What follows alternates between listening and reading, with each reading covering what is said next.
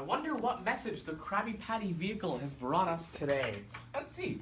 It says, "Hi, make sure you join us in 30 minutes for the first ever student special of Tech Life Skills with Tanmay. For a sneak peek of our guests, unlock your iPad." Hi, I'm Ash. In 30 minutes, I'll be talking about how I got started in tech and my experiences. And I'm Michael, and in 30 minutes, I'll be talking to you about how to succeed in tech, even though you don't have a technical degree.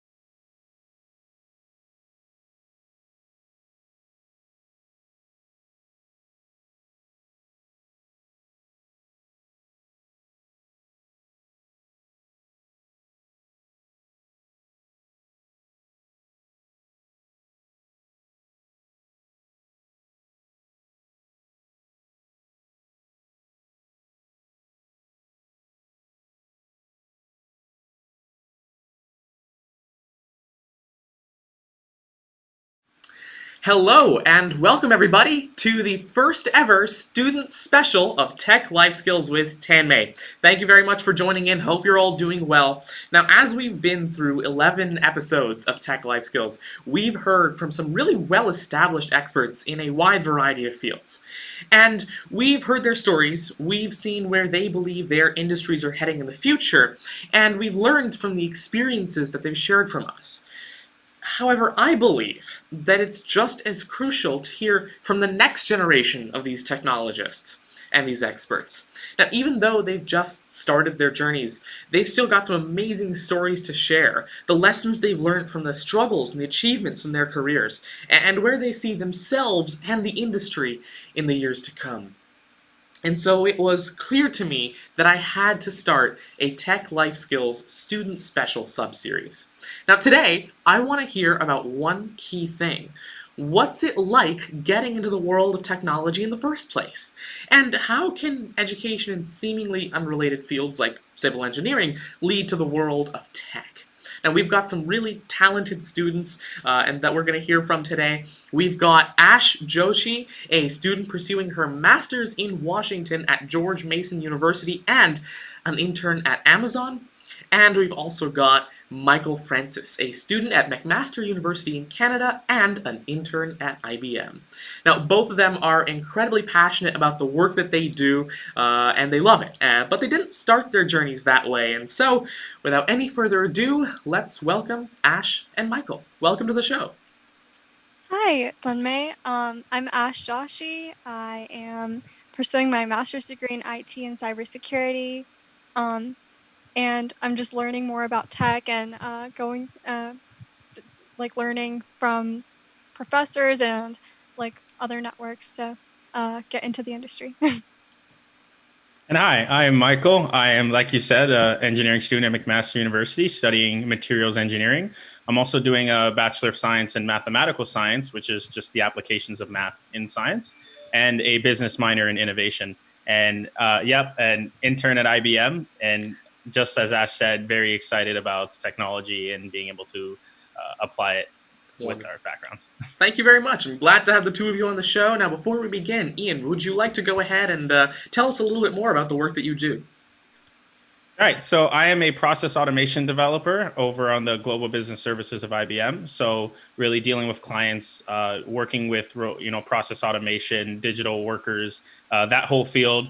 I'm also currently writing a book on how to build a team that basically guarantees success and the processes that go into group success. Mm-hmm. And I like to volunteer a lot with teaching, tutoring, coding specifically. I love teaching about mathematics and STEM courses. So those are sort of the three highlights I have for myself. Thank you. And Ash, would you like to tell us a little bit more about the work that you do as well? Sure. So currently as an intern, I am a data center technician.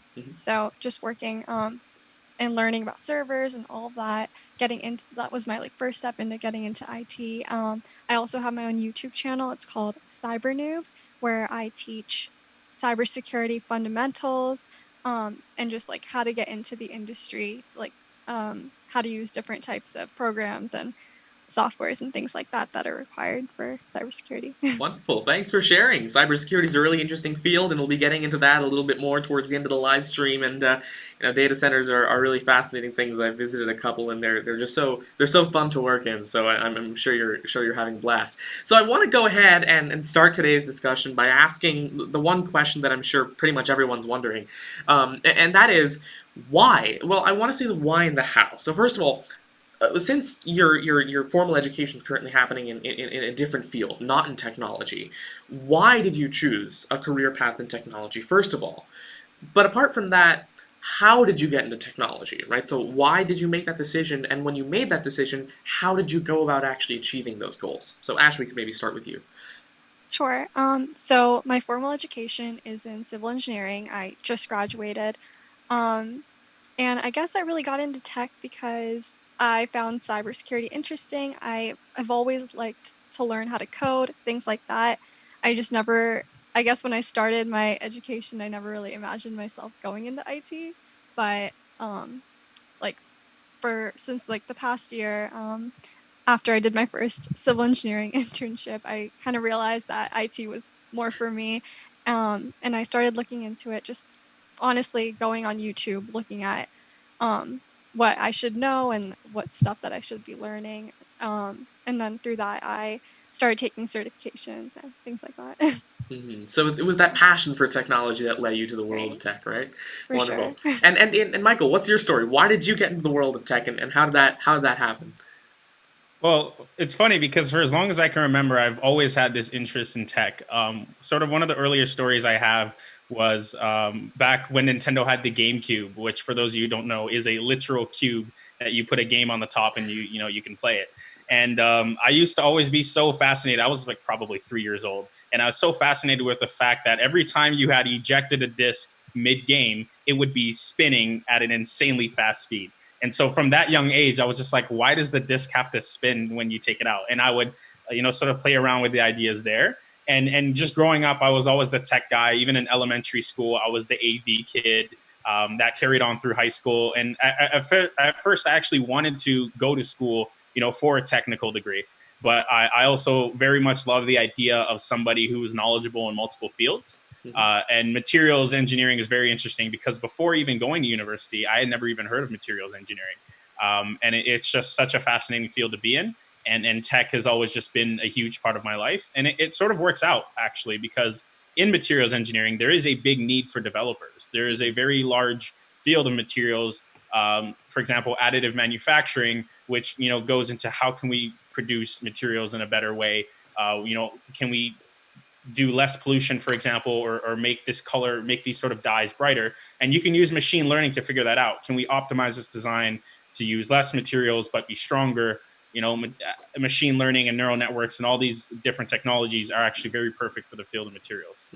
Interesting to hear. So I feel like a common thread between what you shared and what Ash shared is that passion, right? That curiosity that you have towards the world of technology and just generally how things work. You want to know why things work, right? So that sort of innate sort of fascination that you have for the world of tech is what led you to it.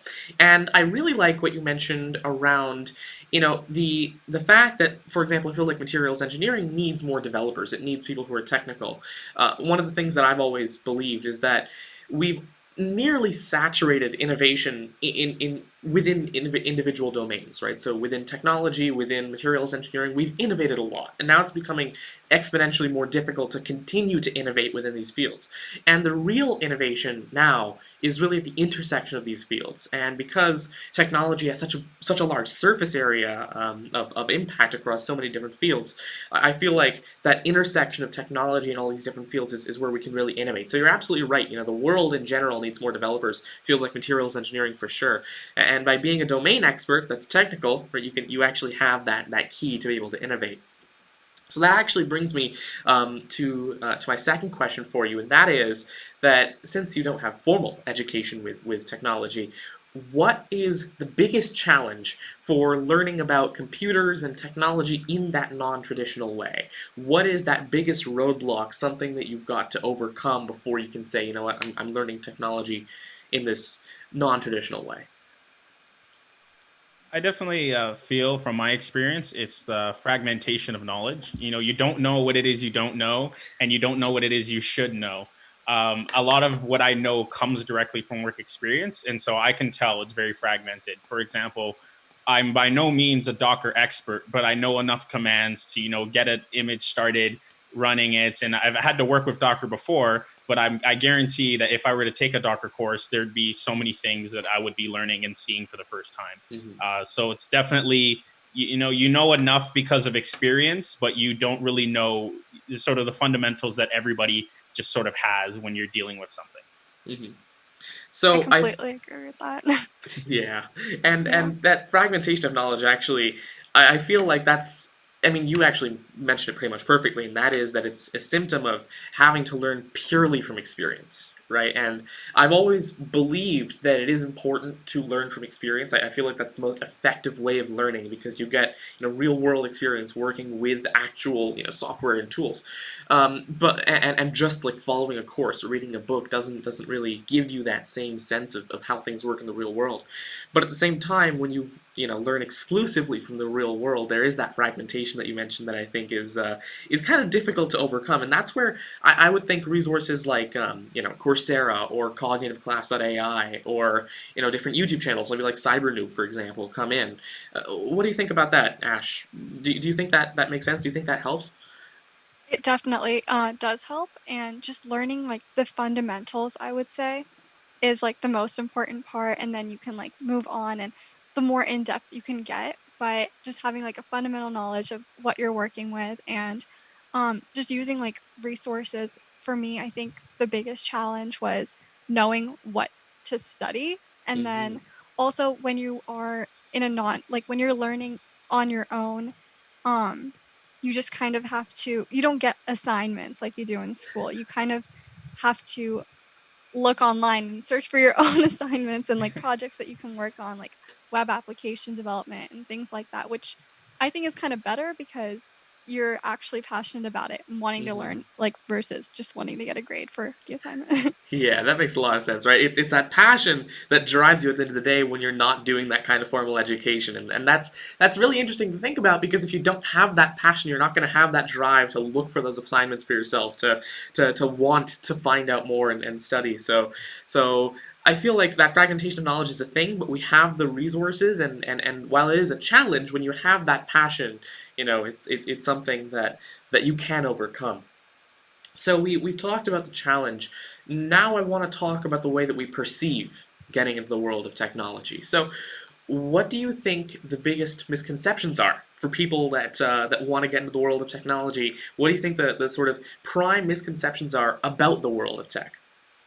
I mean, definitely like what Michael said, just thinking that you have to know it all, but like you just can't do that. So you just have to start small. And also like with age, like some people start, I've like known people that have started coding at like 30 and then others that have started at 12. Mhm. So you really can just start anytime you want, and being able to build a career from that, like as long as you work hard, you can definitely do that.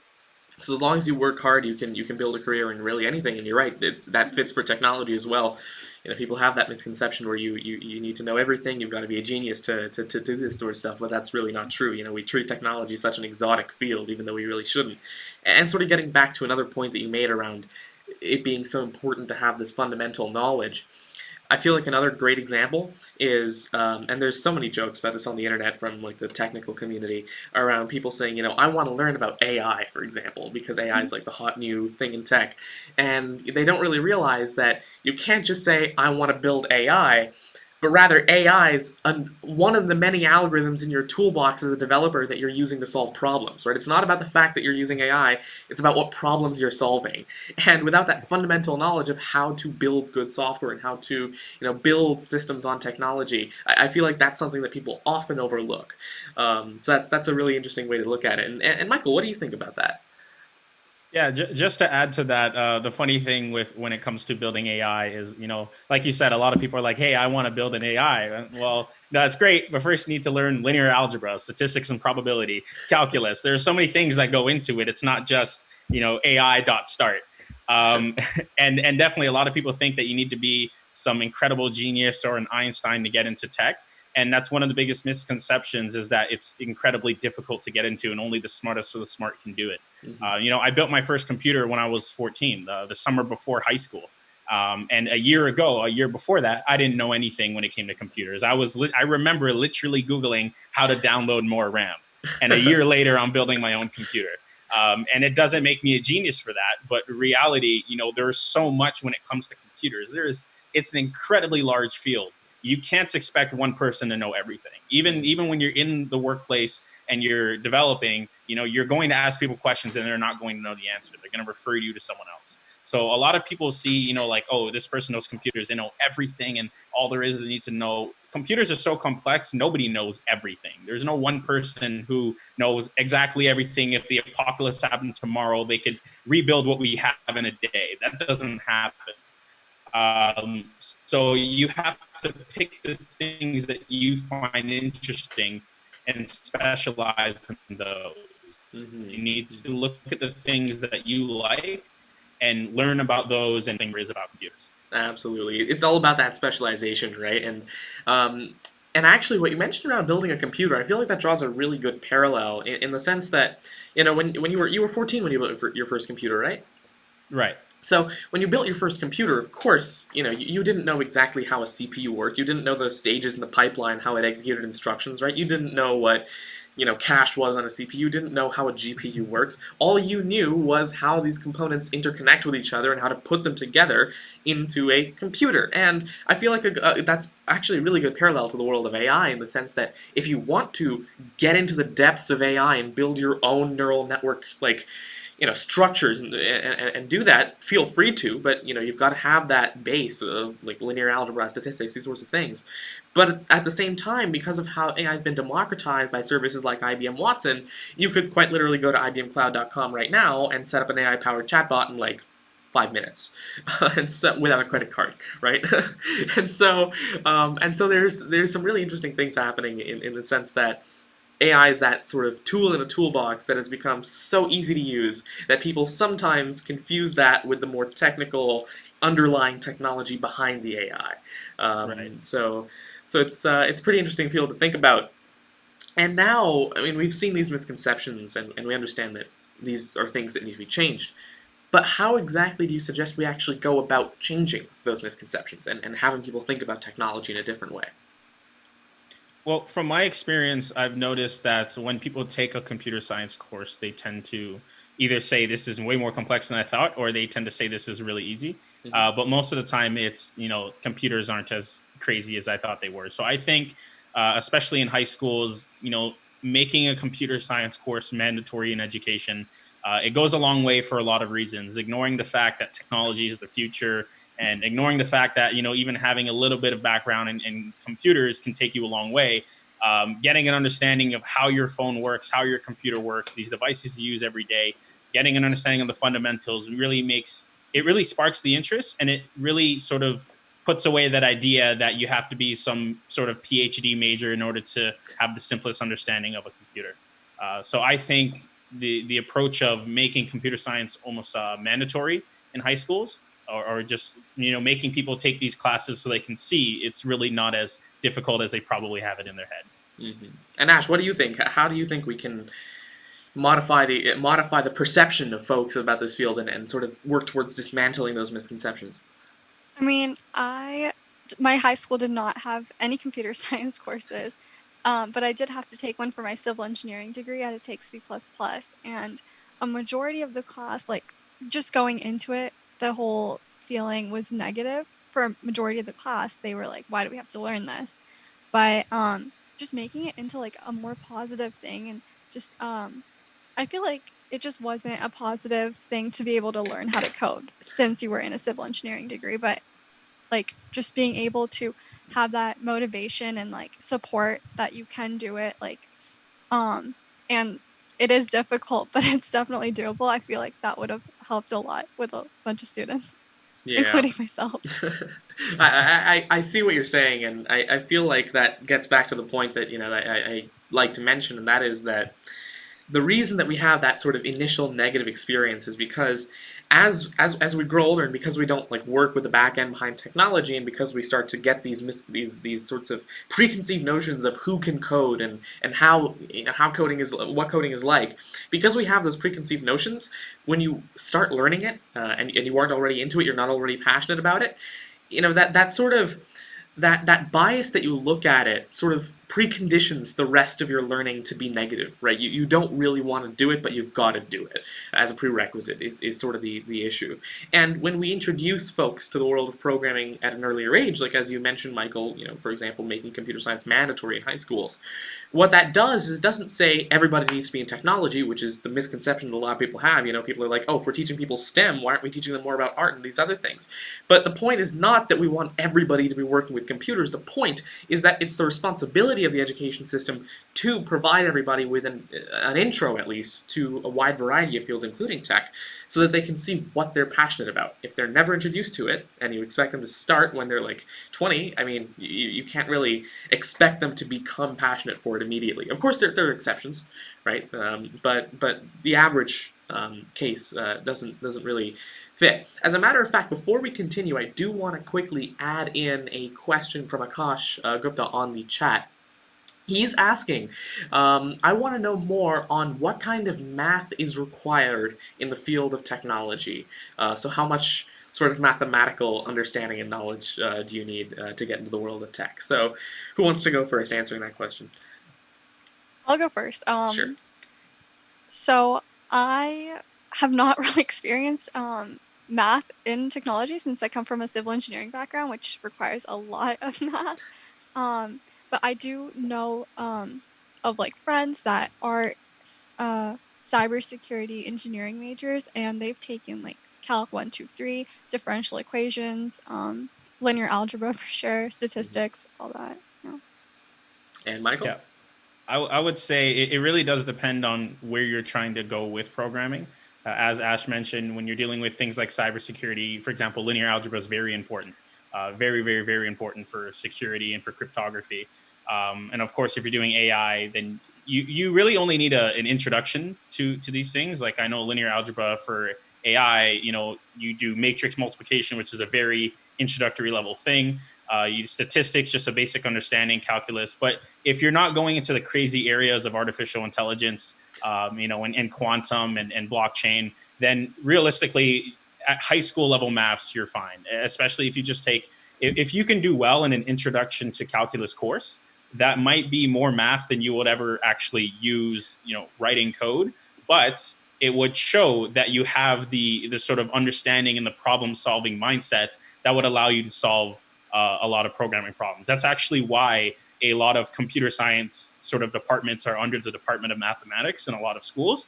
Is not necessarily that as a developer you need to know, differential equations and vector calculus, but if you have the mindset to solve these kind of problems, then you have the mindset to solve problems in computer science. Absolutely. You mentioned something really interesting there at the end, and that is that the reason that a lot of people sort of mix up the world of math and the world of technology is not necessarily because when you're in tech and when you're developing, you need a lot of mathematical knowledge. That's not necessarily the case. Of course, it can be the case, but it's not necessarily the case.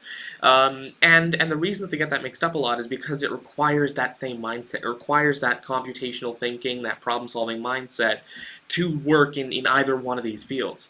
And it's really that basic logical thinking that I believe both of those fields think.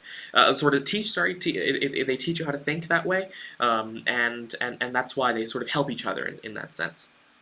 So now I want to know, we've talked about misconceptions that we've had, we talk about the math that's required for tech, but now I want to know, what your approach is to actually teaching technology. So now that you're passionate about the world of tech, how do you get others to be passionate about tech? How do you get others to learn about it in the most effective way possible?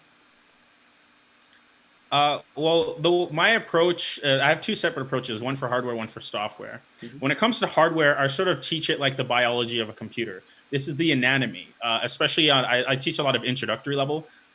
So when I do that, I say, if I were to press a key on the keyboard, here's how it goes from me pushing a button to showing up on the screen. Here are what the different parts do. Here are how they're interacting with each other for you to press W and see the letter W up on your screen on Word or whatever the case. Mhm. And so I sort of teach it like this high level biology class, just like when you say you eat food, goes down, the esophagus into your stomach, the acid, you go through the whole process. I sort of do it the same way. I connect all the parts and say, here's a brief idea of what they do individually. Here's why it's important that they all come together. And in terms of software, I say solve the problem first, then code it. Because in reality, programming is nothing more than a language. It's called a programming language. You're talking to a computer, you're giving it commands, telling it what to do, how to do it, but you can't do that to solve a problem if you yourself don't actually know how to solve the problem. Mhm. I see a lot of people, you'll give them a computer science problem and they'll start freaking out. I don't know what to do. Do I use a for loop or a while loop or whatever the case? And I say, take a breath. If I gave you this problem in real life, how would you solve it? Tell me in words, what would you actually do to go from this question to this to the solution? Okay, now that you have your answer and how you would solve it, think about how you can bring in code. Oh, you flip through a deck of cards, for example. If you're flipping through a deck of cards, you might be running a loop through the deck of cards, looking for each individual card as you go. So yeah, in summary, biology of the computer for hardware, solve the problem first, then code it when it's software. Yeah, again, what you mentioned around relating it to the real world. Think about language, right? Language is the way we communicate with other people, but if we don't know what to communicate, there's no point to having that language. So Exactly. it's the same thing with technology. The programming language is there to help you communicate with the computer, but you need to know what to communicate. And programming is not the art of communicating with the computer, it's the art of knowing what to communicate. And now, Ash, I know you have that YouTube channel, right? Cyber Noob. So Right. what's your approach to teaching technology?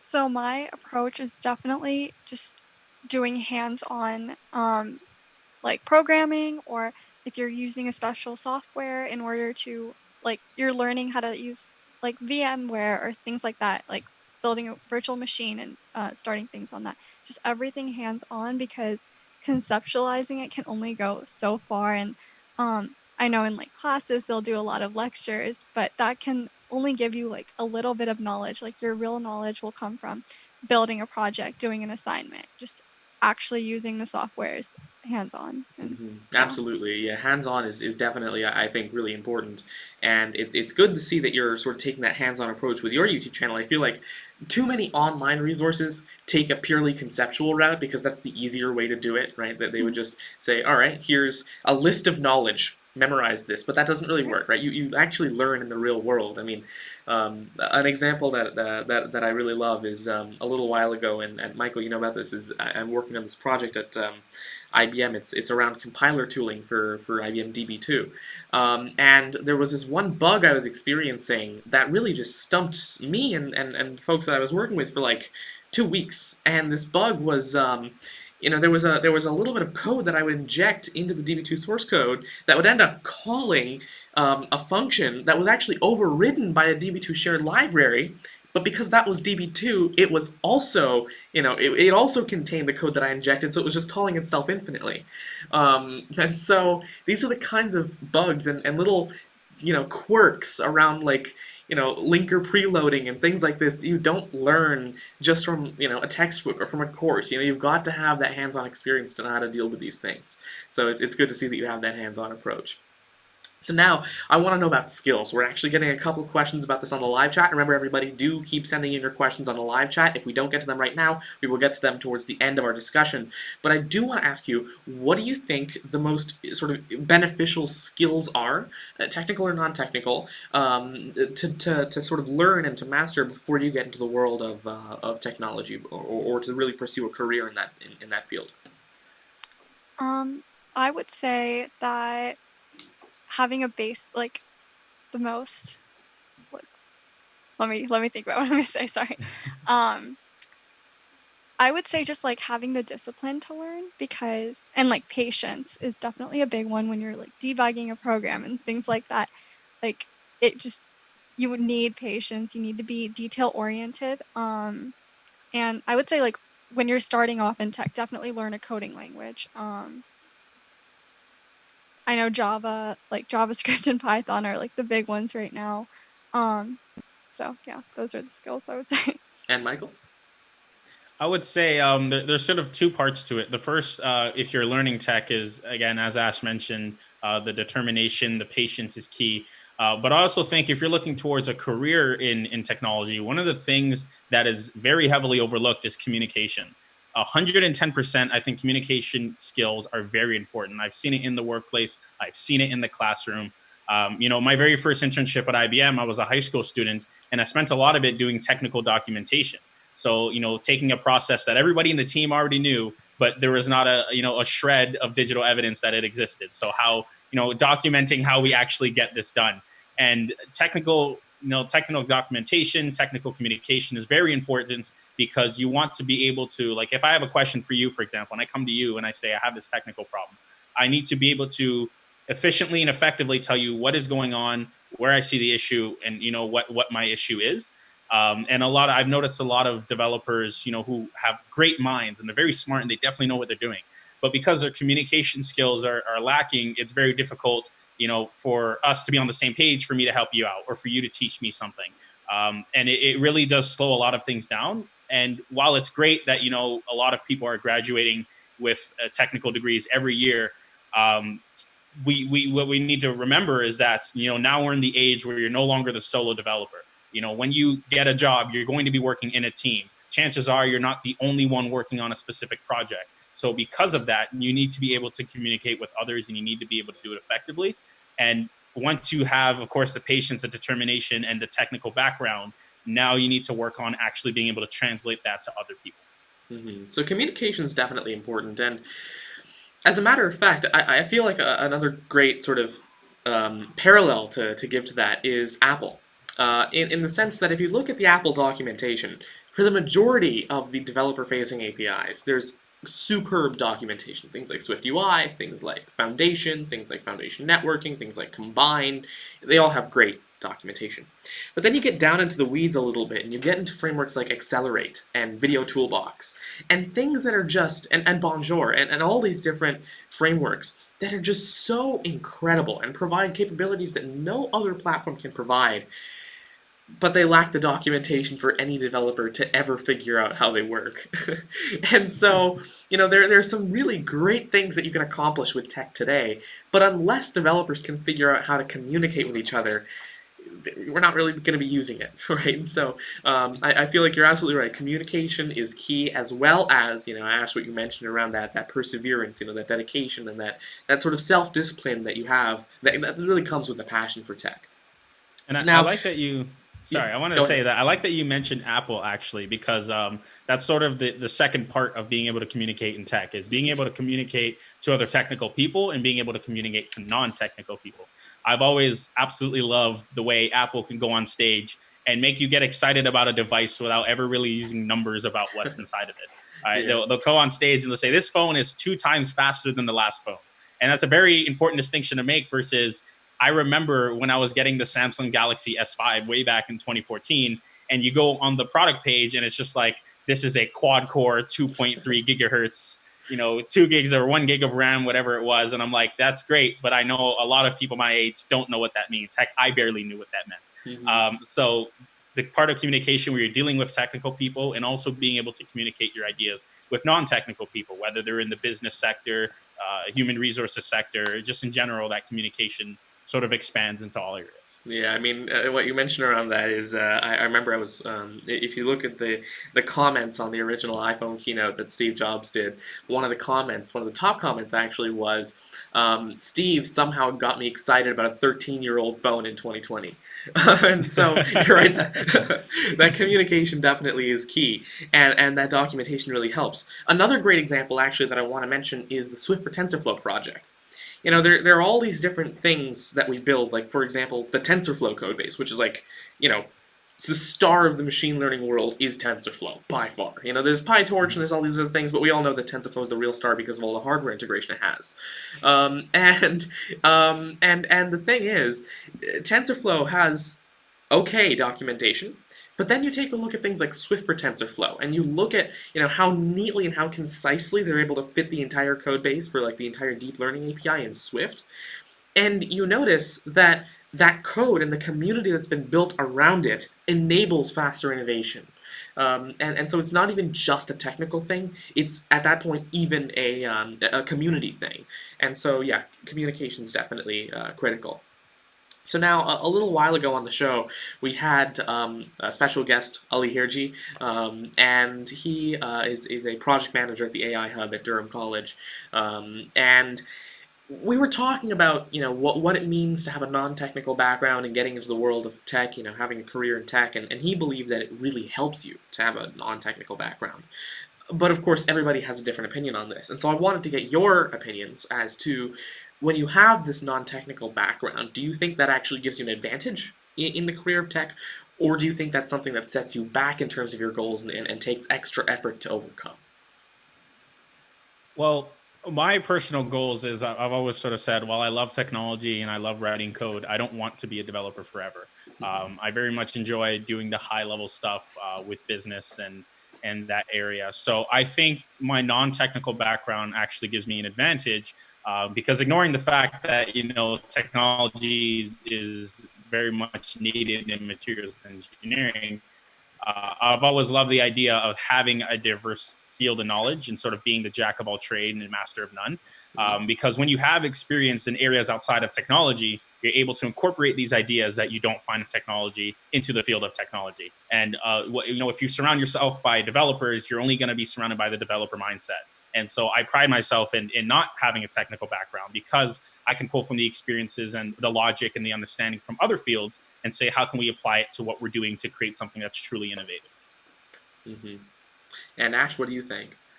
I think it definitely gives you an advantage. Like just being able to think outside the box and like not being constrained to like how a computer science major thinks or IT major thinks.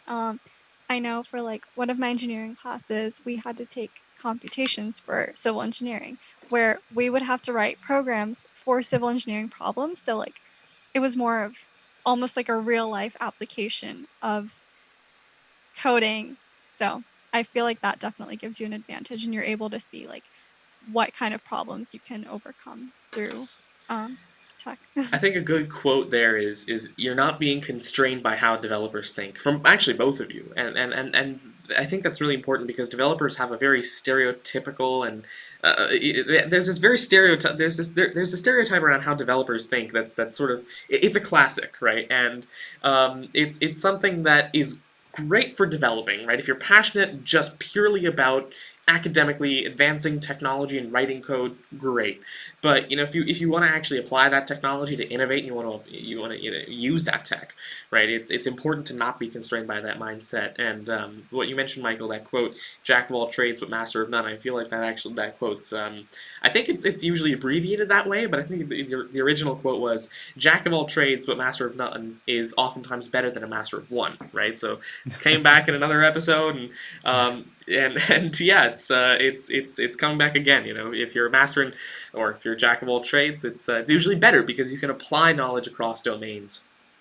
So now, we've talked a lot about the positives, and in these sorts of fields, we have this tendency to always talk about what's great, but you don't usually find as clearly what the negatives are, right, or what the disadvantages are to getting into the world of tech.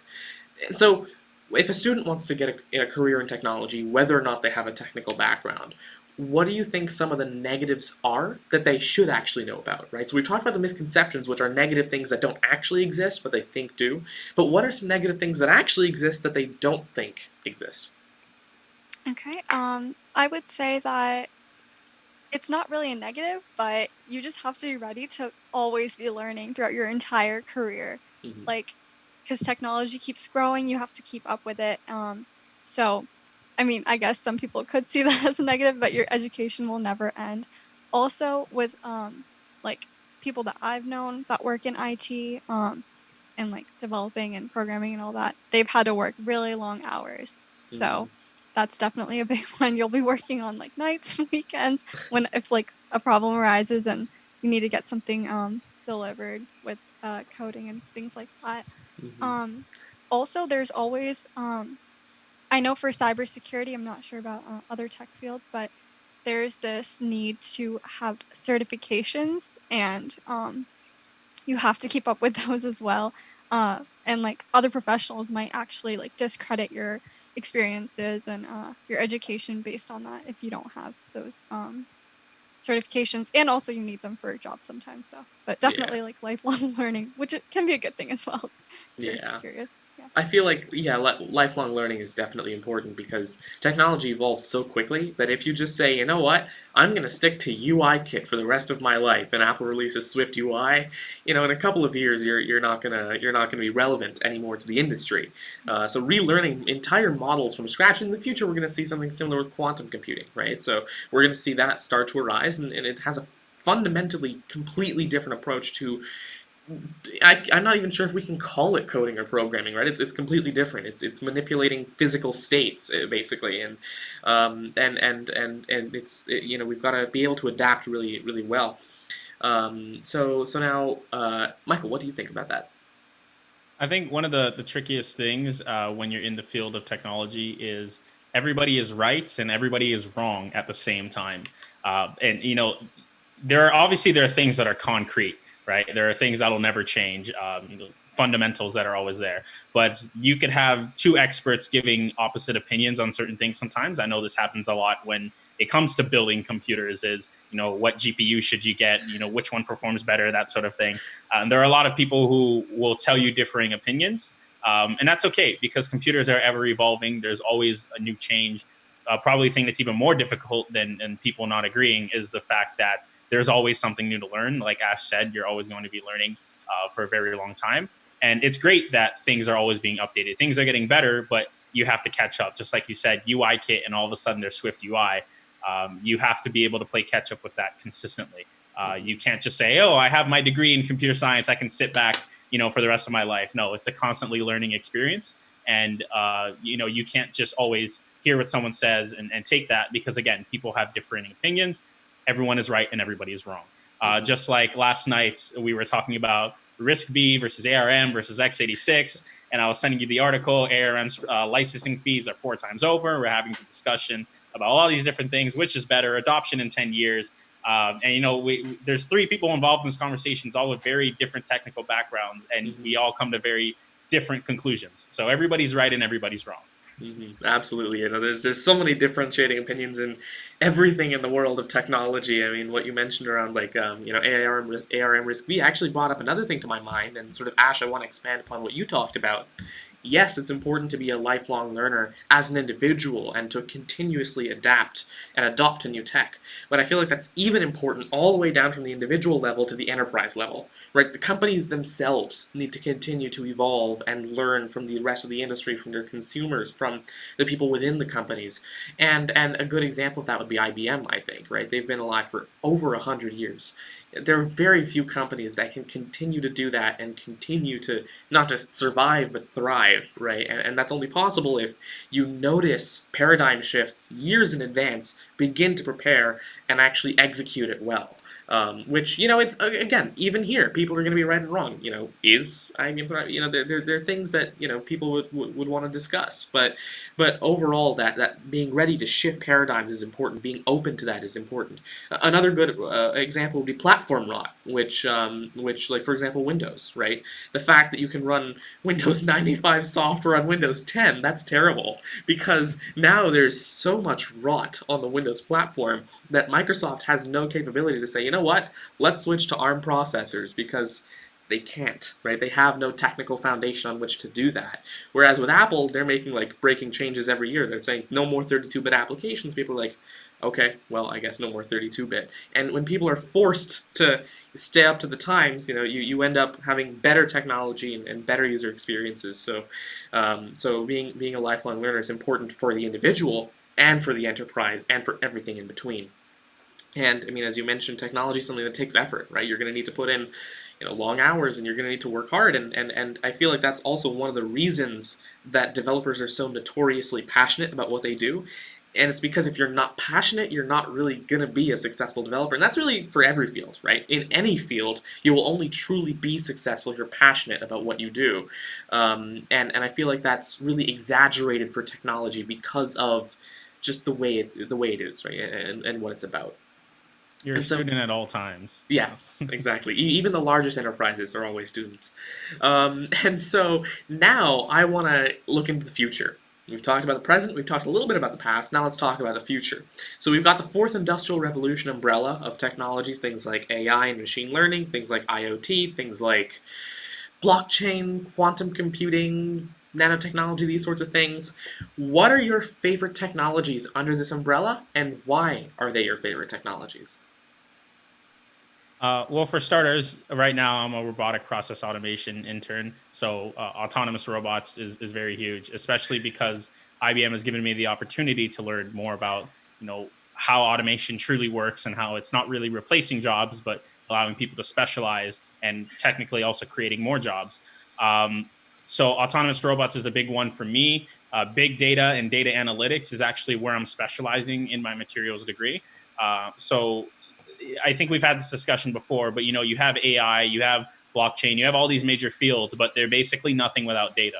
And I think being able to understand big data, how to collect big data, and how to properly use data is very important moving forward, because it is the backbone. It is it is the source for all of these technologies. You can't build a model without data to feed it, right? Mm-hmm.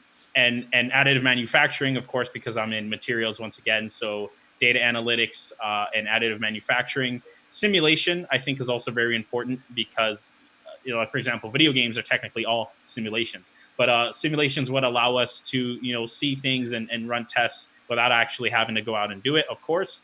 And I think, especially with the mix of quantum computing, simulation, ignoring the philosophical ideologies that come from there, simulation is a very, very, very big part of technology that I believe it's too early to see the public. Like, obviously we've run simulations for many, many years now, but in the eyes of the public, it's not really a thing, not much like AI is today. But I think once we get quantum computing up and running to the fullest, then simulation will take a very big turn and progress very rapidly.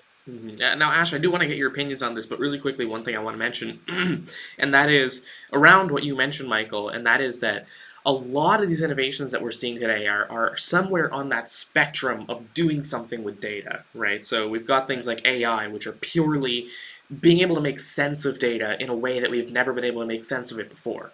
It's not intelligence, right? In fact, I really don't like calling it artificial intelligence. I feel like that word is something that's completely different, but we've somehow applied it here because it does things that look intelligent, but whatever. We're still going to call it that for the sake of consistency, right? So artificial intelligence, machine learning technology around being able to find patterns within data at scale, basically, even unstructured data. That's one end of it. But then there's also completely different technologies like IoT and blockchain that are around gathering data and enabling us to store data and secure data in ways that we've never been able to before.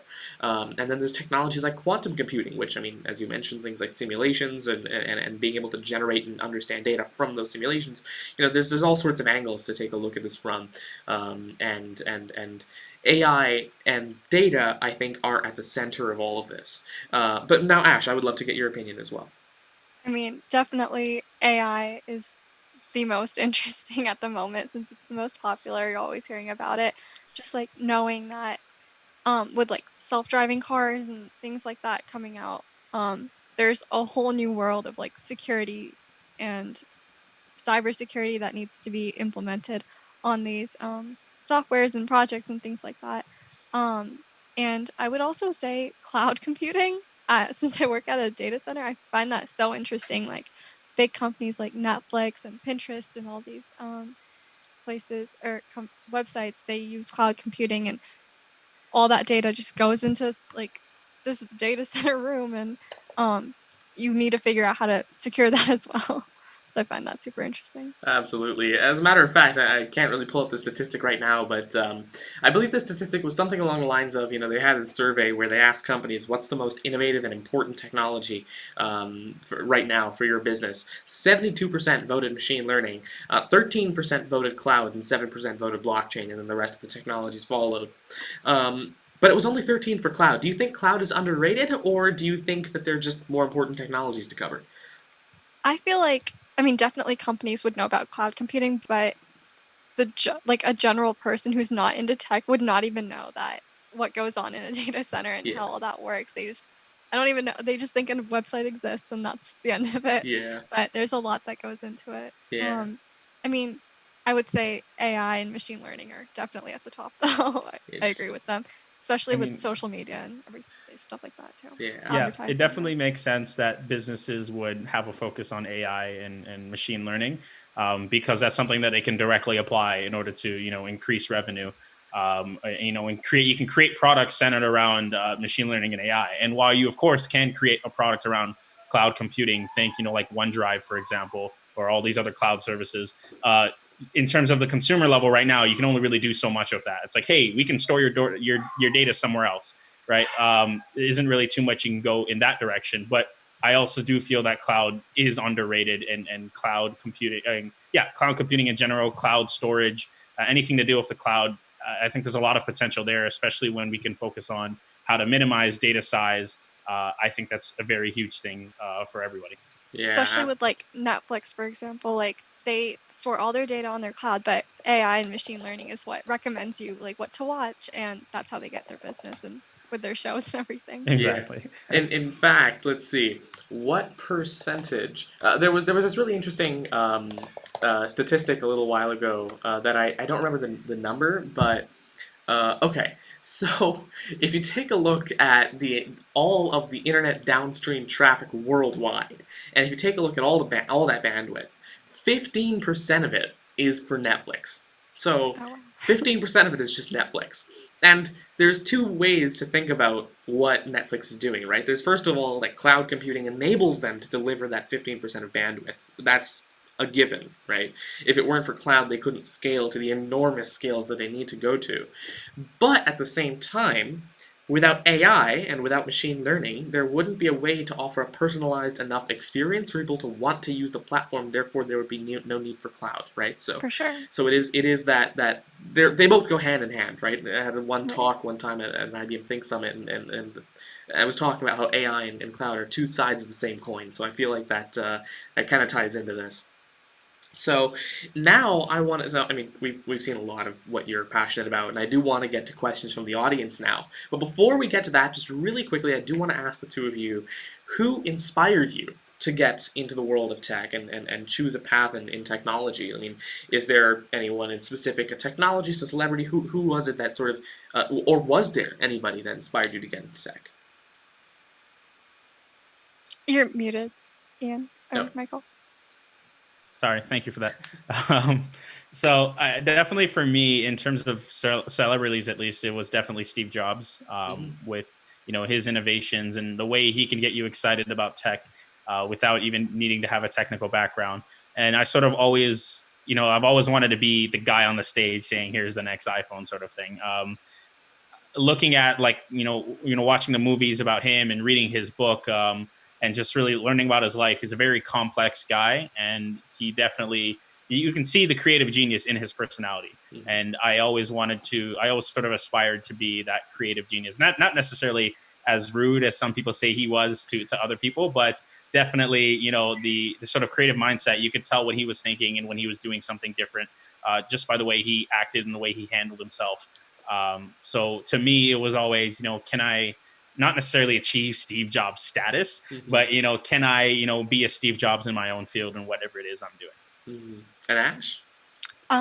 For me, I grew up with a Windows laptop, ever since I was little, been using it. So I would definitely say Bill Gates. He's done so much innovative work Microsoft has. I would also say this is a fake character, from a TV show. Have you guys seen Chuck?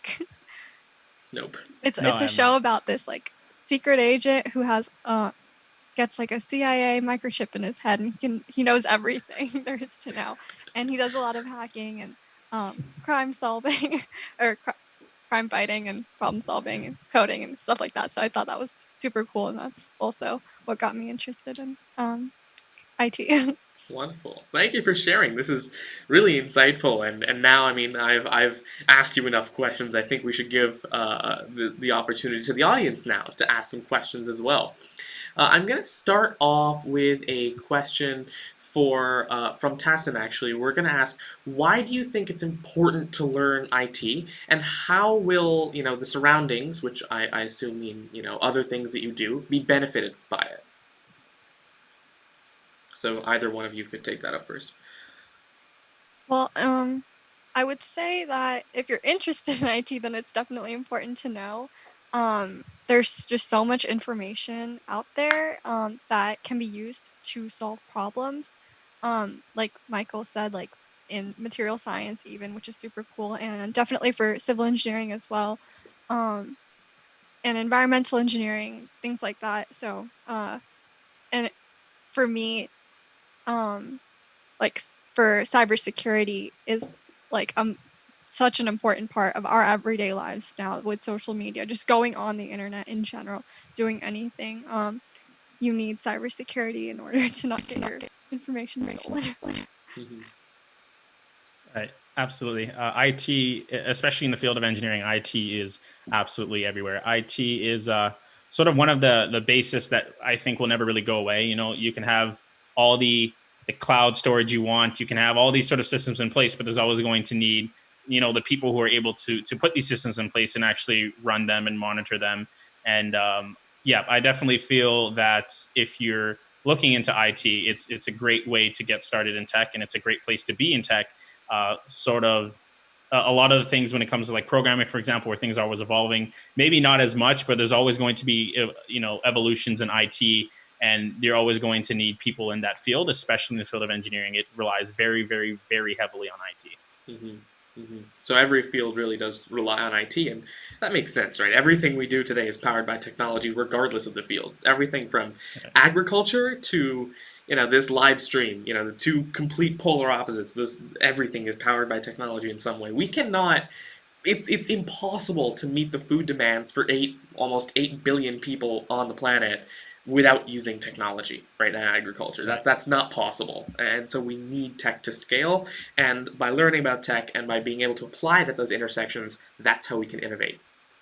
So now we have a question from Shiva. She's asking, if I love to learn about technology, but not from the job perspective, but rather for exploring and implementing it to the field of medical, like cardiology, what problems may I face? So I feel I'm going to quickly just expand upon Shiva's question a bit. Instead of just answering like what problems she could face, what can she do if she's not interested about technology from that job perspective, but rather for exploring, implementing, and I'm going to say researching it in the field of medical, like cardiology? Well, so this is actually, it sort of fits in very nicely, because at McMaster, they do have a program for biomedical engineering. And, you can do like software engineering with biomedical and all these other fields. So when you're looking at it with this specific use case, regardless of what you're doing, you need to understand the fundamentals. It might be nice because you know exactly what it is you're going to use it for. You might say, what language would be great for, computing with medical research, right? So you don't want to end up learning HTML. So you might be able to get that jump start and say, okay, I know I'm learning the correct language or one of the correct languages from the start. And you don't really necessarily once you begin and you know the fundamentals, you can start thinking about, okay, what might I want to do with this technology? Oh, I want to be able to pick up something that could read your heart rate, by scanning your finger, for example.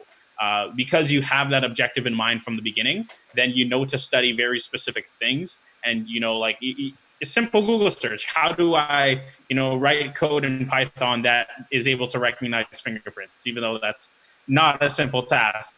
But, a simple search where your objective makes it easier to work backwards to get there, versus if you're just, looking to learn it for a job, you're going to be trying to learn everything and grab all these other different things in place. But when you know what it is you want to do, for example, research for medical, then you know exactly how to get there because you know exactly what it is you're looking for. Mm-hmm. Definitely to add on that, with medical, you might have like an Excel sheet or something like that. You can write a program in Excel even to like gather data or to come up with like a solution where you're using a math problem, and come up, like that could even be your way of using tech in that kind of field. Yeah. So, so to sort of expand on both of those points, what you're saying is, in a way, it's helpful.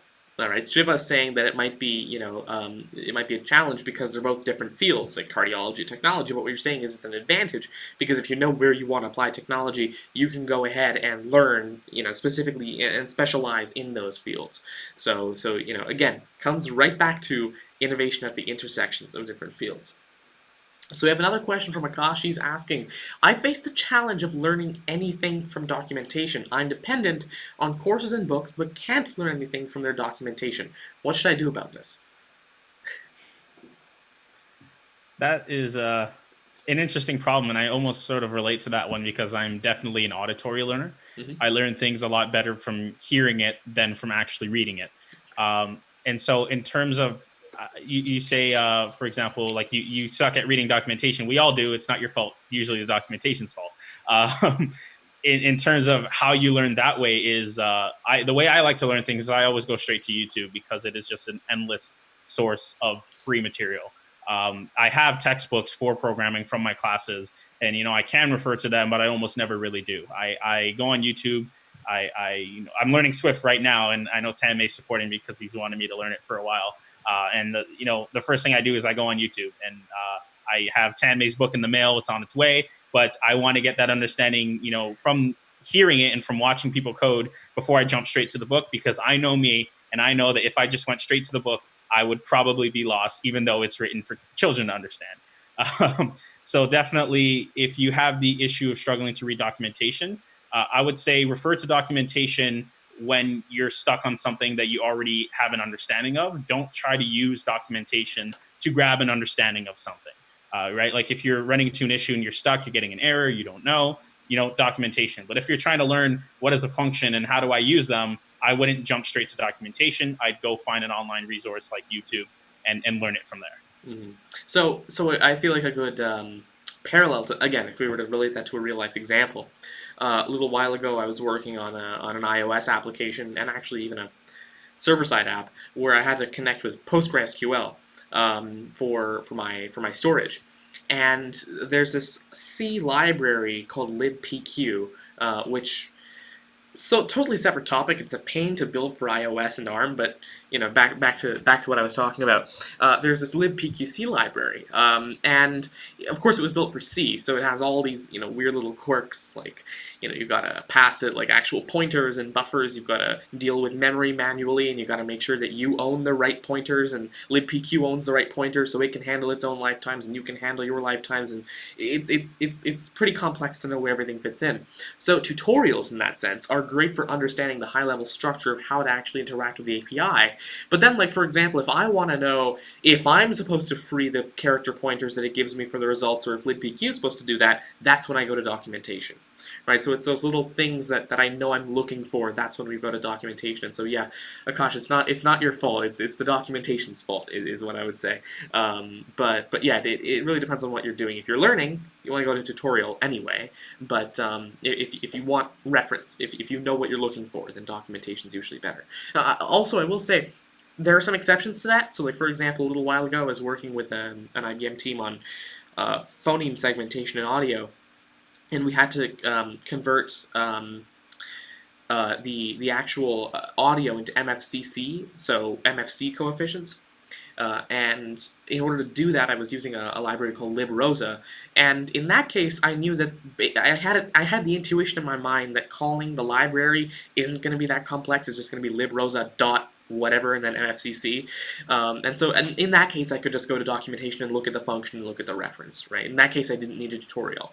But I would say that there are exceptions to every case. But Ash, what do you think about that? Do you agree? I've actually never used documentation. Every time that I've come up with an issue, I've just Googled it, and that's worked so far. You are for me. incredibly lucky. Yeah. Still a newbie though, so. Yeah, sometimes you get lucky, and there's always that one answer on Google that you need. Next, another question from Akash. She's asking, in programming, many students get confused into choosing a specific field. So, for example, web apps, native applications, AI development. How should they overcome that confusion? As a learner, every field looks great to me. So Akash is also confused, right? He doesn't know what specific field to get into. So, what do you think? Either one of you can start. I mean, I would say that when you start learning how to code, a lot of people do end up starting with HTML and CSS. So it is definitely quicker to go the web app, like for front end developing. But honestly, just read about what you're like, keeping up with the current events of tech and like what you're interested in, like learning more about AI and machine learning and even web application, and following a lot of people who do post things like that, just blogs and YouTube channels and things like that. So I feel like that definitely helps you understand what you're most passionate about and what you want to learn more. And Michael? I've always loved the idea of working backwards. So rather than saying this is where I am and here are the routes available, think of where you are 10 years from now, 20 years from now, wherever it is you want to be, whatever it is you want to do, and ask yourself, how did I get here? And sort of work backwards in that case. In terms of finding what you're passionate about, it could be tricky because there's definitely a lot of areas in technology to go into.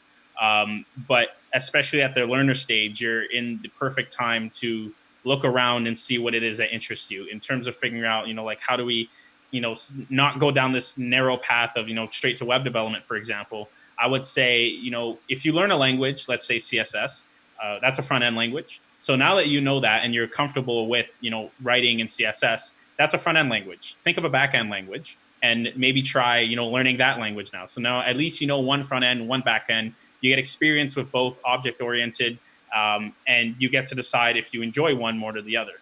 Also, if you're interested in a specific job or a specific career path, you could go look at what the requirements for these jobs are now.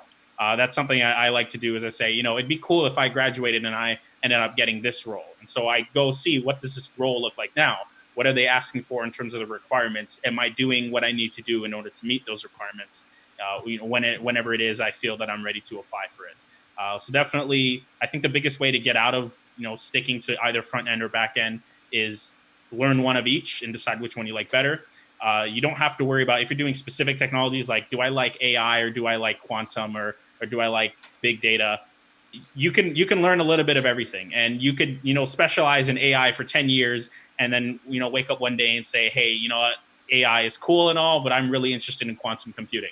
It's never too late to just pick up quantum computing and start learning it. So you don't have to worry about almost like wasting your life or anything like that, because as we had mentioned earlier in this episode, being in technology is a constantly evolving, you're constantly learning field. So don't be afraid to learn something all over again and to do something new. I feel like the key word in what both of you said was explore. Right? When you're a student, you have that rare opportunity to be able to explore, which is something that, as you progress in any field, you have less and less of an opportunity to do, which was really the entire point of the episode that John Cohen and I did a couple of episodes ago. John Cohen being an IBM fellow and a firm believer in the importance of play, and literally his TEDx talk is the importance of play. And he believes that exploration is important throughout a career, but for the majority of people today, the unfortunate truth is that it becomes more difficult to do that play and that exploration. So as a student, you have that opportunity to be able to play, to be able to explore. And so doing that, getting a taste of all these different things before you finalize and are like, I want to work on this, right? And it's not really set in stone at that point. And that's not what I'm saying. But what I'm saying is getting that taste and being able to figure out what it is that you're passionate about is important, because every field within technology is different. If you code in HTML and CSS versus if you code in Swift, that's two completely different universes of code, right? And technically, HTML and CSS aren't even programming languages; they're markup languages. Right. So you really want to see what is it that you want to do. Do you like art? Do you want to design? Maybe then you want to do HTML. Do you like logic? Do you like building complex systems? Then maybe you want to go back end like Swift. So I would say it really depends. In fact, another question actually is, how important is it to know the underlying functioning of any process? What should be the basic mindset, goal, and approach of a student to get into any field, whether it's web or app development or AI or whatever else? I think in terms of, so the first part of the question was, how important is it to know the underlying process? Well, obviously, the more you know, the better. But in terms of, in order to get the job done, that depends on the job, right? If I'm given the task of, just write a basic program that will, I don't know, calculate something, and here you go. I said, okay, I can write it. If they come back and they say, okay, we need to make sure that this is optimized for ARM CPUs, and that you need to use as little memory as possible, and you need to, as little pointers, all these sort of things. Now I need to have a deep understanding in order to make these changes to the code to do, that will function the same, but on a hardware level, is very different and has very different specifications. So it really does depend on how in depth you're trying to go with whatever it is you're working on. You could have a very high level understanding of hardware, for example, and be able to program a lot of different programs. But as soon as you want to specify with something, you're going to need to understand how the hardware works specifically that you're dealing with. And sorry, I can't really remember the second half of the question. The second half of the question is, what should the basic mindset be and the goal and the approach of a student to get into any technical field? Well, when you're in the very beginning, the basic mindset should be, I'm going to fail. And that's actually the sort of mindset you want to have when you're interning at any company. They're not expecting, full-time employee status as great as you can be. They're expecting you to ask questions. And me as a teacher, when I teach, I expect people to be lost. I expect people to be confused. And that's completely normal. A lot of people try to hide the fact that they're not understanding things because they're so used, to being sort of those top students. And the funniest things for me, for example, is when I teach recursion. Even when I first learned recursion, my teacher said there's going to be this moment where the whole class goes, oh, and it's just like, now we get it. And to this day, from when I learned it to every single time I teach it, there is always that moment where the whole class goes, oh, I get it now. But the whole time before that, everyone's acting like they get it. They're like, oh, yeah, totally, that makes sense. And so suddenly the whole class goes, oh, now that makes sense after the fifth time. So it's okay to fall behind in the beginning. It's very, very, very new, to the brain and how things work. It's okay to not understand, and you will fail. And the mindset you need to have is, I'm in learner mode. I'm not really going to be doing anything crazy right off the beginning. I'm not going to build an innovative app right off the start. You're in learner mode. You're either going to learn something new or you're going to fail at something. There is no in between. And that's the mindset you should have going in is when you fail, look at why. And then when you're not failing, you're learning, which is, again, looking at the whys. Mm-hmm. Definitely. Just to be curious as you can, and like enthusiastic about learning. I feel like that really helps. And learn from your failures for sure. And definitely like ask for guidance when you need it. It's it's so helpful when someone who is experienced can help guide you throughout your process of like your project or whatever. And but it's also helpful just to like be able to learn it yourself, like with debugging and all the troubleshooting and things like that. Like learning it yourself is also an effective way, and just trying to figure it out. Mm-hmm. Thank you. Now, I do have another question that I want to get to, but I'm wondering if we should do this one first. Okay, no, actually, before we get to Tasneem's question, I want to get to Diansh's question, and he's asking, what is a good language to start learning coding for beginners, and also, is Scratch a good language to start learning for beginners? I would say a good coding language would be HTML and CSS, because that's what I started with. Like a really good project would be just to design your own website and then connect it to a server. That's like a whole website on your own, and like a great project to start for a beginner. Not sure what Scratch is, honestly, so wouldn't be able to answer that. Michael, what do you think? So I would say my understanding of Scratch is that it really is made for the young mind rather than just the introductory mind. Yeah. So I think if you're really young, of course, Scratch programming is the way to go. So yeah, Aish's Scratch programming is sort of like this drag and drop programming language Okay. that you can use to teach kids. So you sort of have all the statements there and you drag it into position and that sort of thing. I think, Scratch is good when you're really young and need to get that mindset. I think definitely, as I said, website building, HTML, CSS is good for getting into sort of the syntax. This is how computers work. You have to say something in a certain way in order for it to do it. And then finally, if you want to do object-oriented programming, I think Python is great to learn. I first learned C#, but it eventually came down to Python, and I absolutely loved it because it reads almost like plain English. So it's very easy to wrap your head around what it is you're doing. So I think those are the three levels. Scratch, if you're very young age, looking to just get an understanding of putting things together. HTML, CSS is very great for understanding, this is how syntax works. This is how, you can get into bugs and that sort of area. And if you want to actually start dealing with backend stuff, I like Python. Not only is it great for beginners, but it's actually used for data and really big in industry as well. So yeah, Python, Scratch, HTML, CSS, all great ways to get started.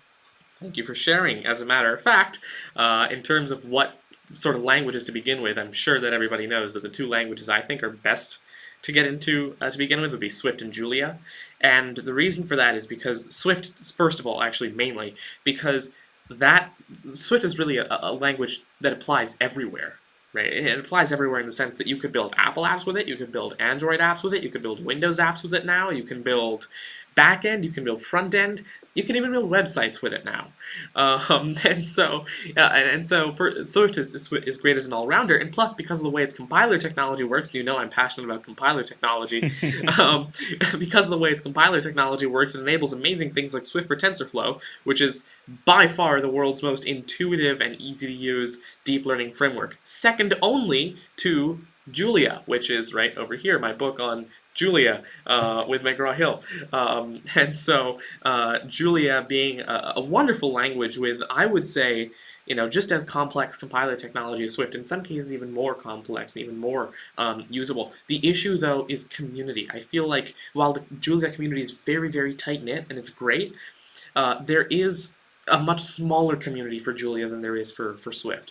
And so while it is an amazing language, it reads just like Python, it runs faster than C, still, there's that little bit of an extra overhead associated with overcoming the challenges that come with a small community.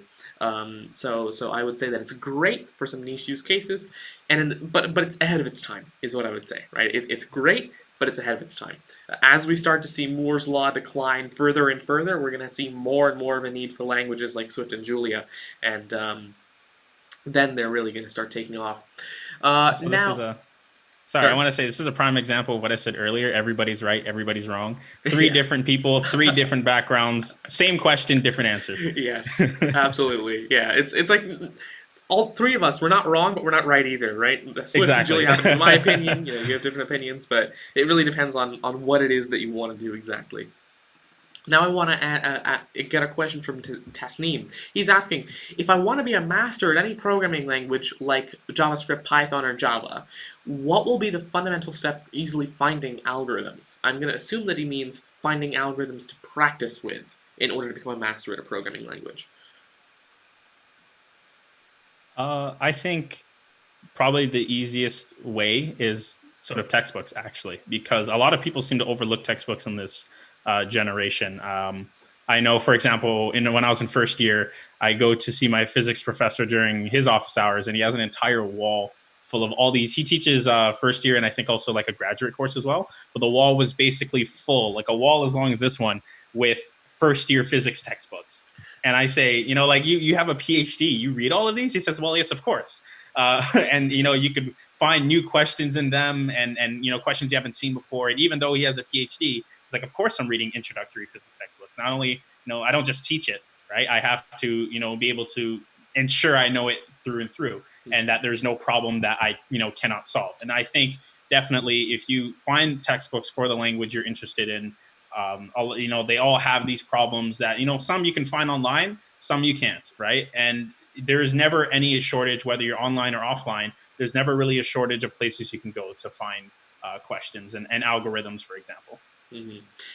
Sorry, I just before I go for your opinion, Ash, I just want to quickly say what you said around textbooks. Great. There are actually a few comments on the chat right now about these competitive programming platforms like LeetCode and stuff.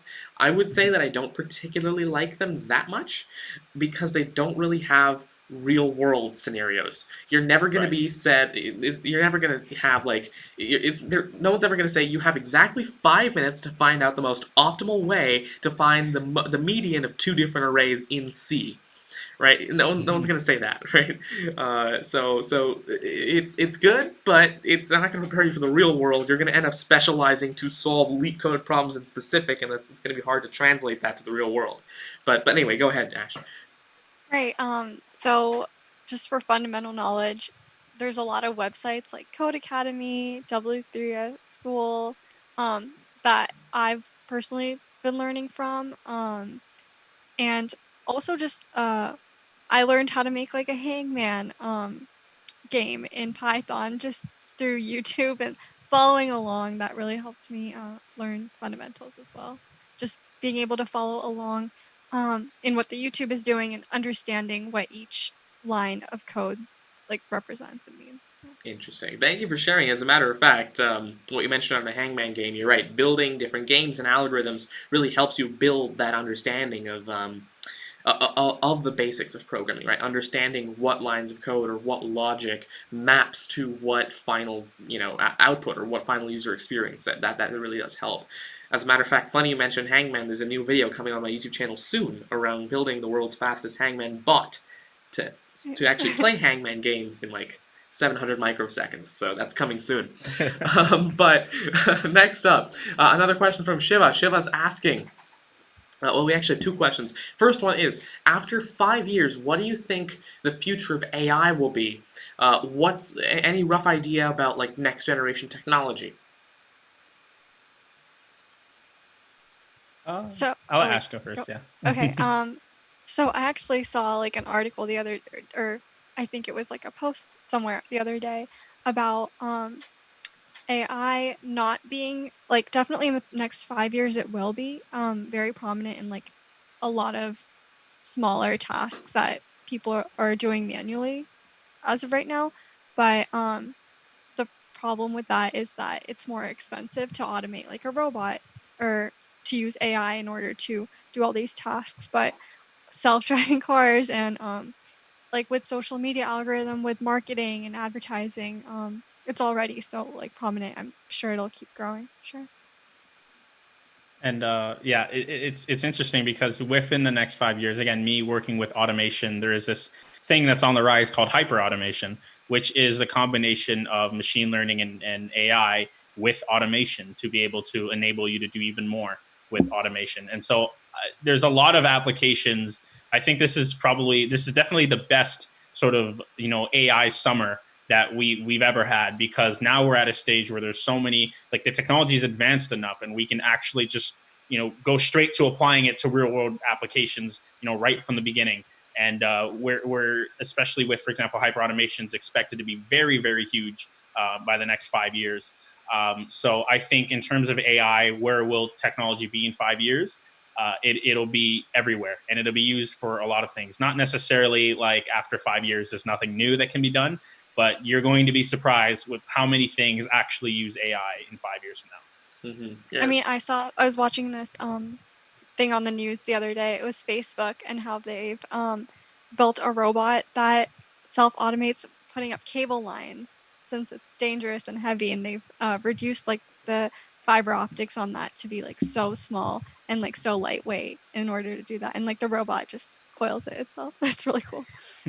Yeah, it's really nice so to hear. It's being done already. Yeah. And I feel like what you mentioned around this being the best AI summer, you're absolutely right, because there've been these AI winters before, and that's because you would have like something advance or innovate, like for example the algorithms and the mathematics, but then the other things alongside it wouldn't be able to innovate. Things like the software and the hardware and the data. There wasn't enough push from the other sectors. Now there's been this huge push from AI, but also a huge push from data, also a huge push from software, and a huge push from hardware.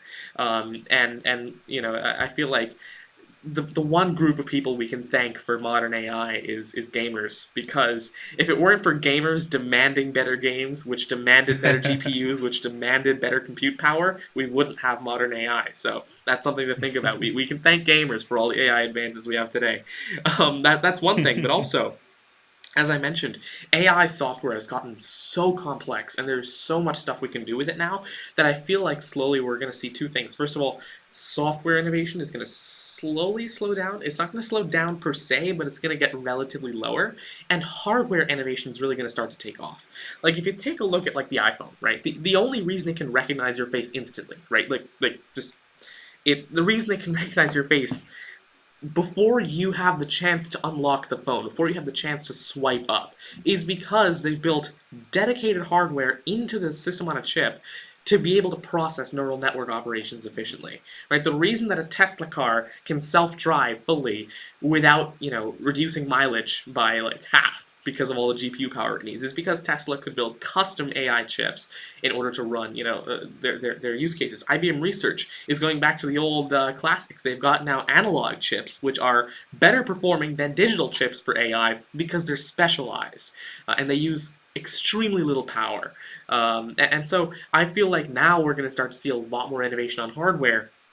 And at the same time, we're going to stop seeing as much innovation in the technical field and more innovation on the communication, as you were talking about before, Michael, where people are going to start to realize, oh wait, AI isn't really that intelligent, right? People are going to slowly start to realize maybe we shouldn't be calling it artificial intelligence, right? People are going to make these wild predictions about what AI will do, and they're going to continuously fall short every time, slowly decreasing our expectations. I feel like that's going to be really important.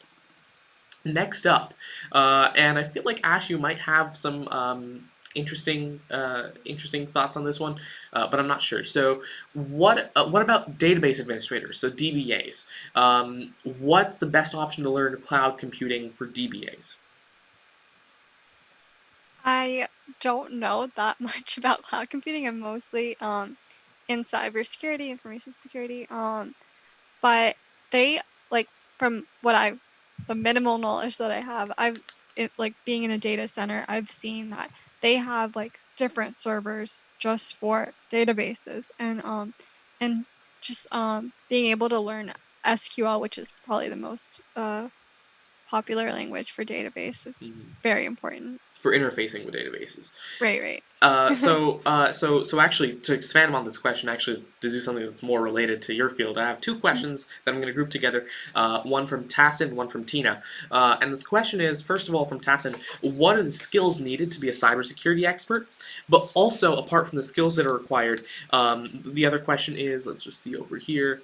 Actually, go ahead and answer that question. I'll go ahead and give you the next one. But what are the skills required?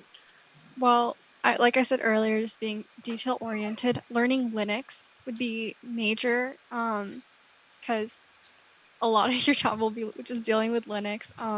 Learning Nessus for vulnerability scanning and management, like that's definitely important. And with like, there are so many different softwares that can help you find malware, and so like FireEye has developed a bunch of those, like Flare VM, and just knowing how to start up a virtual machine, doing projects on there so it's in a controlled environment. I would say all those are really important. Thank you. And also another question that we have from Tina is, why is it important to learn about the world of cybersecurity, and do you think it's important that we introduce cybersecurity alongside other technical skills at an early age? Yes, I think you should introduce it early on, because so many young people have been using TikTok, for example, and that has a bunch of malware and security problems. So people, like children and younger, like people still in high school, should definitely be informed about things like that. So because I just keep seeing people still using it. What was the first part of the question again? Is it important? Why is it important to learn about cybersecurity, and should we introduce it at a young age? Right. So it's important because you just want to keep yourself safe, and if it's a company, they want to keep their information and data private because their customers would obviously get super angry if like the data was lost. So that's basically the main reason. It's for the consumer and the customer of a company to be able to keep their information safe, especially if they're collecting it, which almost every single company does, every website does. It's important to keep yourself safe, and especially with the Twitter hacking that happened. It's, well, I'm sure like that's on Twitter's part, but you yourself can make sure that you have double authentication and like all the security measures possible to keep yourself in. Yeah. Thank you. So yes, it is important to learn about cybersecurity at a young age, Tina, and well, it's to keep yourself secure and to keep the people that you work for secure, and to make sure that we can reduce cyber threats online and generally in our technology. Now, another question from Vishu. This is really interesting. He's asking, what do you think about AlphaGo defeating Lee Sedol? I don't know. So actually, this is really interesting because I was about to mention this course anyway. Just this summer, I had finished one of the courses from an innovation class on artificial intelligence and innovative technologies. You didn't really go into like how AI works in that sense, but it was really, the assignments were essentially opinion pieces. Do you think a computer could ever mimic human intelligence? What do you think are the big areas of AI in the next 10 years? That sort of stuff. And on the note of the topic I was going to mention, which is artificial intelligence really intelligent? One of the things that the professor had noted in his lecture was, you could have a chessboard, for example, and you could teach the AI how to play chess. But if you reduce the size of the board, instead of an 8x8, you make it a 6x6, and you remove a piece or two, suddenly you have to retrain the whole AI.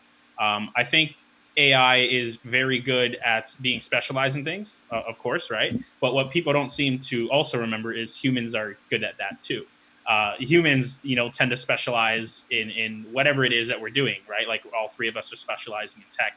Some people might specialize in history or whatever the case. And the goal of using computers to do things is so that computers can also specialize, but computers are known to be better than humans for computational thinking, for handling data, that sort of stuff. So as we've seen, since the 90s, where people would talk about, here's an AI that's beating, whatever the case, here's a computer that's better at a person than this, or better at a system than that. That's the goal. That's the dream almost, is to build something that is better than us at whatever it is we are doing and what it is we are competing it with. So it's sort of, this just applies to everything in general. Whether you're dealing with, building a new programming language or building a new artificial intelligence bot or machine or whatever, is the ultimate goal is to have it be better than anything else. Mm-hmm. And I feel like, to sort of add upon what you mentioned, the ultimate goal is to have computers do menial tasks better than us, so that we can focus on the things that make us human, right? We can focus on the things that require creativity and problem solving, and we can make it so that every job is forced to be a job in which you must innovate, because that's the future. If we don't do that, we can't scale with the number of new things we're coming up with. But at the same time, I feel like technologies like AlphaGo are not useful in the way that people think they are, right? So AlphaGo is great. It has cutting-edge technology, but it has a few fundamental limitations that don't let it scale or bleed into the real world. For example, a limitation being that within Go, you have a very clear state of, am I winning, am I losing, how much territory do I have? It's not very clear compared to something like chess, where you can easily calculate that, but you at least can have an idea, right? There's a clear outcome, a win or a lose. Whereas with the real world, everything is trade-offs. There's no win or loser really in any situation. There's always a trade-off somewhere involved. And so scaling AlphaGo-like algorithms to the real world is exceptionally difficult, but that doesn't mean that research was a waste. For example, to train AlphaGo require thousands of TPUs processing in parallel. And even just the software to distribute training across thousands of TPUs would not have arisen if it weren't for a need like this one, and now that software is being used in so many other Google products. And so I would say that there's so much innovation that's sort of around just a computer playing Go that's super useful to us. It's not just about that core. Now let's see if we do have any more questions. Remember, if you have any more questions, feel free to put them into the chat. There are going to be some. We're sort of nearing the end of our conversation, so feel free to send in any more questions now. But another question that I do have actually, and this is for you, Michael. How do you see mechanical engineering and IT going hand in hand? And he sort of specialized his question and said, or should I say, the automobile industry and machine learning going hand in hand. So how about we answer both? So I think Ash just talked pretty extensively and really well in terms of how you can combine technology with automotive industry.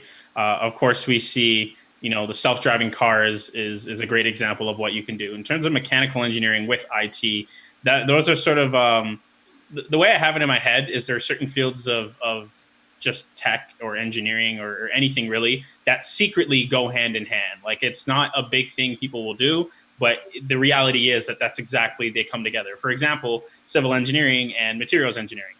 As a materials engineer, I do take some civil engineering courses. So we get a better understanding of, what goes in the mind of a civil engineer when they come to us and they say, we need a specific type of cement for this bridge. And I think mechanical engineering, you definitely take a lot of software courses. At least that's what I've seen at McMaster. My mechanical engineering friends, they take some software courses, and that's because, while mechanical engineering, it's mechanical, we're starting to see that shift where things are becoming digital, and even the things that are analog are having that digital mix with them. And so as a result, when you're in a field like mechanical engineering, IT is also, it's sort of like that second knowledge base to have, where if you can combine the two, you can get some really great things, versus if you were to combine, IT, for example, with, like art, for example. Like you could do some things with, let's say, AI, but in terms of like strict IT and visual arts, I meant to say visual arts, then it's not really as good of a mix as mechatronics and IT, or sorry, mechanical and IT. So I think that's definitely a very good combination to have in terms of skill sets and background, is having both sides of that coin. Especially if you're going into robotics as well. Yes, 100%. Definitely. All right, so I see a couple more questions, actually quite a few more. So I want to go ahead and first of all ask, do either of you have experience with game development? Not deep experience, no. Not deep experience. There's a question from Deansh, and he's asking, is C# and Unity good for beginners trying to make their own games? I will say, first of all, abstracting away the games and just talking about software, Unity's great. The joke, C# is Microsoft's bootleg Java. And so that's the famous joke about C#. And Java itself isn't that great, so I mean, what can you expect from the copy? But so I would say the Java and C#, they're great tools on their own, but when you compare them to the larger world of languages and toolkits around them, you start to see that they lack way too much. So I would say that if you have the option, choose a different language. Kotlin is a great one. It's completely interoperable with the JVM, and so you can still use your Java code. Or something like Swift.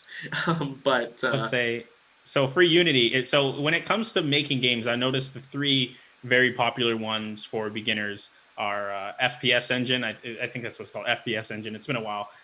Unity and Unreal Engine. Unreal Engine, I've noticed, is usually for the much bigger game studios. Smaller developers can use Unreal Engine, but from my understanding is that it's a lot more difficult to get into, especially as a first timer. Unity is absolutely amazing at making games for the very first time. It has a lot of tools for that. And C# is good to start, but definitely if you want to make games and you want to do something for the long run, C++ is your best friend. C++ is the language for building video games. So that's, in my opinion, yeah, Unity is great to start with. C#, sure, for building your first game, but don't build a habit of using C#. Maybe once you get a handle of how Unity works, how you can integrate your code and that sort of thing, then start making the switch to C++. And as you can probably guess from the names, C++ and C# aren't incredibly dissimilar. There's a lot of similarities and of course a lot of dissimilarities. But once you know C#, it's not like you're learning a brand new thing completely from scratch. There are similarities that cross over, and so learning C++, won't be so difficult.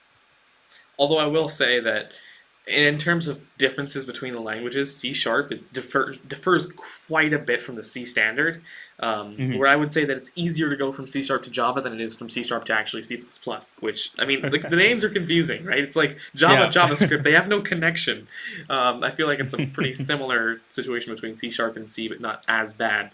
Another question that we have, is native iOS development shutting down from Apple? Is this the stage to enter into front-end and back-end development or only work in SwiftUI development? Native development will never shut down. I don't think that's ever going to happen. Native development is the best way to develop anything, has always been my opinion. When you have the option to, always opt to build native, right? Don't build a web app. Please don't build an Electron app. And don't use things like Dart or Flutter. Always build native, right? Whether that's for Android or Windows or iOS or Mac. Native will always give your users the best experience. So no, native will never shut down. Let's see over here. Okay, so this is an interesting question that I wanted to get both of your thoughts on. Most students don't know about tech because of lack of education. What do you think about this? This is a question from Yogan on YouTube. So what do you think about that lack of education and what can we do to make up for that? I don't agree with that there's a lack of education. Since me and Michael both, well, I guess the internet, if you have internet, you'll be able to learn as much as you can, because me and Michael both, I think you're self-learned as well, so, Right. Yeah. You're right. I feel like what Yogan meant was that, there's a lack of education in person, and maybe in places like Canada or the US, there isn't maybe that much of there isn't, it doesn't lack that much. But regardless of where you are in the world, if you're able to use resources like the internet, sources like cognitiveClass.ai, your YouTube channel, CyberNoob, my YouTube channel, you can use these different resources to learn about the world of tech. All right, let's see. I am going to take a look at, there is one last question that I want to answer, and then we're going to close the session for today, and that is another question from you again. In the future, will people use technology to solve society's problems, or will they use it for destruction of our world? What do you think about that, and how can we promote the positive usage of technology? I feel that our world has so many problems as it is. I think it will definitely be used for good and to solve the problems that we currently have. And I feel like anyone that really goes into tech, their mission is to improve the world and using tech and solving problems that currently exist. Mm-hmm. Michael? Yeah, it's actually funny because I did have an assignment, sort of a group assignment, where the idea behind the assignment was, hey, you're this new company called Global AI, and you have supreme power over everything AI related, from any government or any company, and the idea was to lay out sort of this outline of rules and regulations to follow in order to make sure, whatever the case, whatever you might want to be in terms of AI governance. So when we were looking at that, we looked into areas like, society's problems, warfare, and currencies and economy, and how can what rules should you put in place for those areas when dealing with AI. And when we started looking at AI with warfare, we noticed that of course that's what everyone's expecting, is eventually we're going to be using AI in some way, shape, or form in warfare. But we noticed also a lot of companies are rather investing their money with AI to do very specific or very broad things. Mm-hmm. For example, Canada has invested hundreds of millions of dollars into AI, but nothing specific. It's just like, here's an AI firm, we'll give you money to just keep developing it. Versus in the US, we've talked about things like, if we, for example, have amazing facial recognition technology, how will the government use it? in China, there is a company that claims a 99.9% accuracy with facial recognition. And if you're wearing a mask, it's 95%. And it can scan up to 30 people in a crowd in seconds. And so you think to yourself, how can we use this technology in a way that is, not invading on people's privacies and not, implementing it in CCTV cameras everywhere.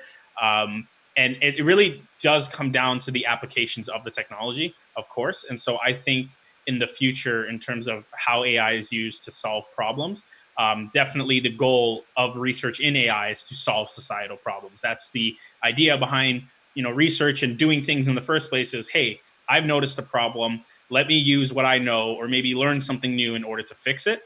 In terms of how it's going to be used in warfare, everyone has their ideas of like robots on the ground or whatever the case, but it's really more so for the development of things rather than like, creating robots and drones that'll, shoot guns or whatever the case. It's from what we've seen, at least, it's really just, okay, how can we use AI to improve the process that we already have? Thank you for sharing. And yeah, I love your thoughts on that, but there is one thing that I want to say really quickly. I know that I said that was the last question, but there is one more really interesting question that we just got that I feel like we kind of have to touch upon. We're obligated. And, this is a question from Rushi, and they're asking, because of so much tech advancement, how do you keep up with the latest research papers, and how do you make your notes and organize everything? So as students, I actually want to get your thoughts, since you're quite literally learning and also having to keep up with the latest advancements at the same time. So how do you do that? I'll go first. So for me, I tend to focus mostly on information security. So there's a really good blog called Nullbytes. I use Reddit, network security, and like just on Twitter, there's like a huge amount of information that's constantly being shared, news articles, everything like that has to do with tech. I've found that to be super useful. Michael?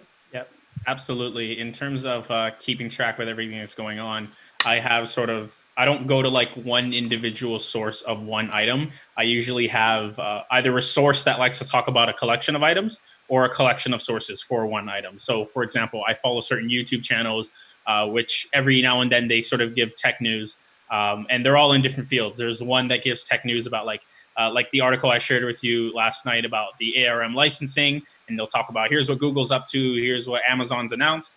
And then there's, some of them that are specific to phone. We hear the new iPhone is going to whatever, Samsung just released this, they have a patent for that. And sort of the way I keep track of things is really on that high level of, I have this source, or I have a few sources that would give me in a specific field, here are the updates that have happened over the last week. And in terms of research, one of the sort of pro tips that I have in materials engineering, because we do a lot of research in that field. One of the profs had told me, when you get a research paper, read through the abstract and read through the conclusion. You can go through the math and everything in between if you want to, but it's been checked and double checked and triple checked for a reason. Mm-hmm. So you're not going there to ensure that it's right. If you just want the update on what is this paper about and, just to grab the information, read the abstract and read the conclusion. So, I know recently with the talk of 5G and all the conspiracies about 5G towers, I was able to actually find a research paper from 2011, and I just very quickly read the abstract. Okay, this is what I'm looking for. Read the conclusion. Okay, and then I can show it to people and say, hey, if you need proof that 5G is not making you crazy or causing coronavirus or whatever, here's a paper. And I don't even have to read what's in the middle, because I know from the start and from the finish, 7-minute read of a 30 plus paper document, 7-minute read, and I know, okay, this paper has everything I need it to have in order to explain to somebody, and I know everything I need to know in order to explain to somebody, this is the case. Mm-hmm.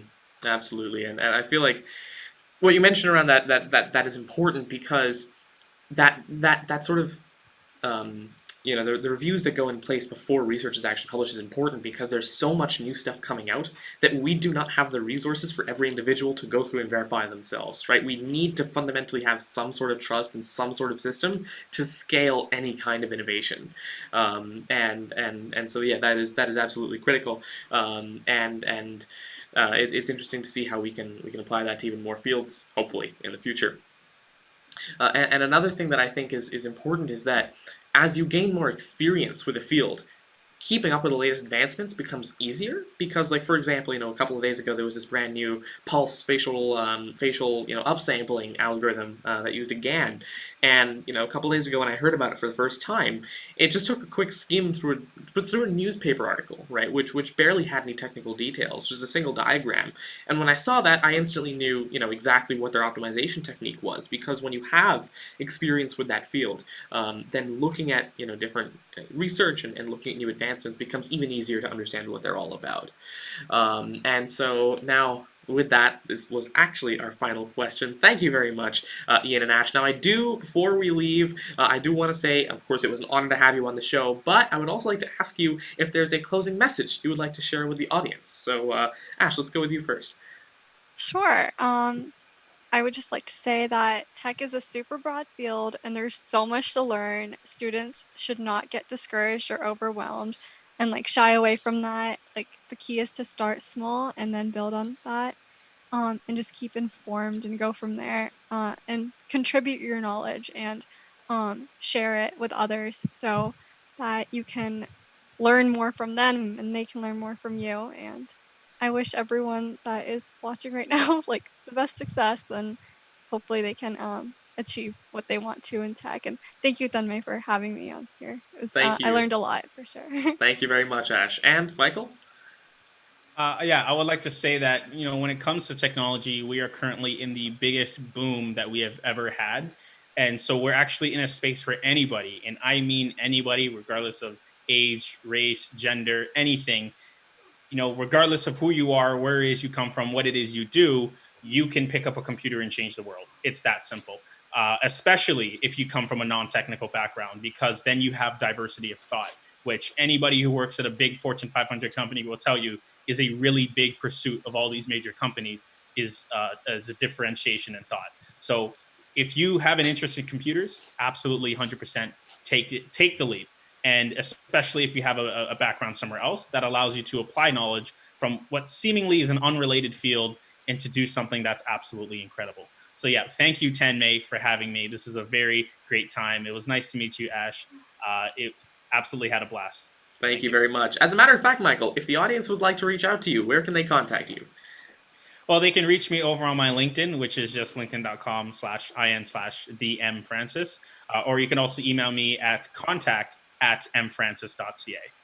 Wonderful. And Ash, if someone would like to contact you, how can they do so? Sure. You can DM me on Twitter. My is CyberASHX. And also on my YouTube channel, CyberNoob. Feel free to drop me a message or a comment on there.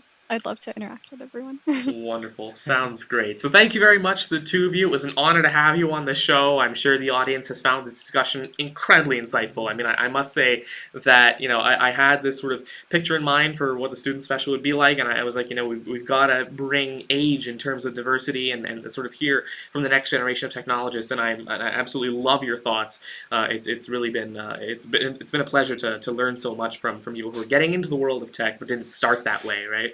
The things that we've talked about, like the fundamental knowledge that you need to have, the fact that we should be bringing computer science mandatorily within high schools, the fact that we don't need to know everything, that technology isn't just for geniuses, all these things. There's just so much here that I think is so valuable for everybody watching. So thank you very much for sharing those experiences with us. Now, one more thing that I do want to say to everybody is, of course, thank you to Michael and Ash for joining, but thank you for joining the live stream itself and for joining the Tech Life Skills Student Special episode. Now, of course, we'll be doing more just like these in the future. As a matter of fact, of course, we're still doing regular Tech Life Skills with experts in the industry every Sunday in the morning Eastern Time. As a matter of fact, on Sunday, the day after tomorrow, we are going to have a sales executive in tech come on the show. She has over 20 years of experience. She was formerly at a Fortune 500 company as an executive, so I'm sure you don't want to miss out. You want to learn about the world of tech and sales, and that's going to be on Sunday at 11 a.m. Eastern. So make sure you do join in. For Michael and Ash, I will put their contact details in the description below, so if you would like to contact them, ask them any questions, feel free to do so. And if we weren't able to answer any questions that you had today in the live stream, please do feel free to put them in the comments, and we will try to reply to as many as we can. And with that, yes, one question that's in the comments is really quickly. I'm noticing Linux Tor is repeatedly asking, what do I need to do to become a good programmer? He's directing it towards you, but I will just very quickly say, you asking this question repeatedly shows that you have a very deep interest in it, and that's really all you need to be a good programmer. As long as you care about the work that you're doing, you've already 100%, you've already done everything you need to do. That is, see, this is the kind of insight that we want to bring on this show, and thank you for sharing that. Right, you're absolutely right. The fact that you're asking this question with passion means that you have passion for technology. And in fact, if you go towards the beginning of today's live stream, it will be available as a replay momentarily on YouTube. If you go towards the beginning of the live stream, you can see we did talk quite a bit about how to get into the world of programming, how to become a good programmer. So do take a look at the replay once it's up.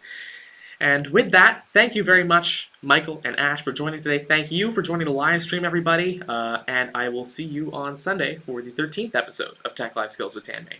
Goodbye, everybody. Thank you very much. Thank you so much.